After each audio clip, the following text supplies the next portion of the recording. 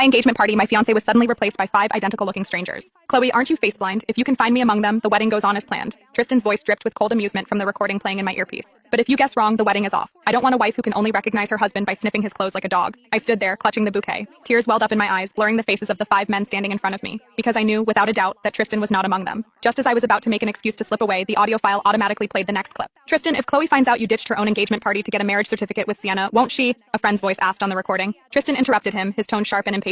Sienna has late-stage cancer. Her last wish in this life is to marry me. How could I say no to her? As for Chloe, she's been chasing me for 10 years. She's too obsessed with me to ever break up over something like this. My heart shattered. The white roses in my hand slipped through my fingers, scattering across the polished floor. So, from the very beginning, Tristan never intended to marry me. If that was the case, I would gladly step aside. I raised my hand and pointed directly at one of the 5 men. Excuse me, I said, my voice shaking but clear. Would you marry me instead? The banquet hall erupted into a frenzy of whispers. The man I pointed at froze. Then a low chuckle escaped his lips as the other 4 men quickly backed away. Miss Vance, I am definitely not Tristan. I lowered my gaze, digging my fingernails deep into my palms. I know, but can you help me play along? I will pay you. Once this is over, if you want a divorce, I will agree immediately. The man stared at me for a long beat. Then, he pulled a sleek diamond ring from his pocket and slowly, deliberately, slid it onto my ring finger. Deal, he whispered. He leaned down, his voice brushing against my ear. But as for the payment, I'll decide the price later. A strange, inexplicably familiar scent drifted from him, but my mind was too chaotic to place it. The wedding will be in 7 days. I'll pick you up then. I blinked in surprise, but nodded anyway. After all, the sooner this nightmare ended, the better. By the time I managed to escape the prying questions of the guests, night had fallen. I returned to the penthouse I shared with Tristan. As expected, it was dead silent. He hadn't come home. I let out a long sigh, massaging my aching legs, and collapsed onto the sofa. I figured I should at least let him know.